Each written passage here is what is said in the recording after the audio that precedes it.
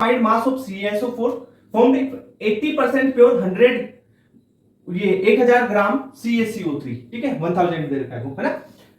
React with access of H2SO4, तो अब देखो एक्सेस में दे रखा है H2SO4, तो लिमिटिंग रीजन तो कैल्शियम कार्बोनेट हुआ, एक्सेस में दे रखा है उसके अनुसार रिएक्शन नहीं चलती है, जो लिमिटिंग होगा उसके अनुसार रिएक्शन चलेगी।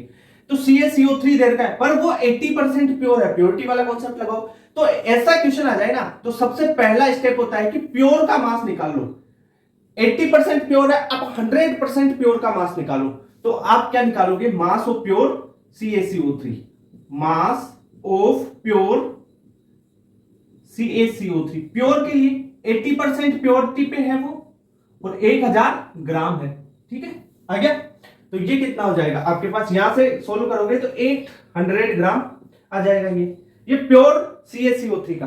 अब 800 ग्राम के मोल कितने हो गए, CaCO3 के मोल कितने हो गए भाई, 800 बटा कैल्शियम कार्बोनेट का मोलर मास कितना होता है 100, तो ये आपके पास कितने आ जाएंगे, 8 मोल आ जाएंगे, 8 मोल इसके हो गए। प्योर मास निकालो, प्योर मास निकालने के बाद में उसके मोल आ गए। अब देखो, अब स्टोइकियोमेट्री से चलते हैं, अब स्टोइकियोमेट्री से चलो, 1 मोल CaCO3 से कितना बनता है, 1 मोल CaSO4 बनता है, ओके सर।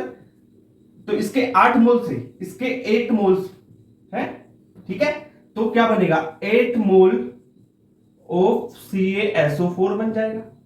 अब सर मोल नहीं पूछा हमारे को, तो मास पूछा है, तो मास निकाल लो, MaSS, मास ऑफ CaSO4। अब कैसे निकालोगे, मास कैसे निकालोगे, मोल गुणा मोलर मास कर दो।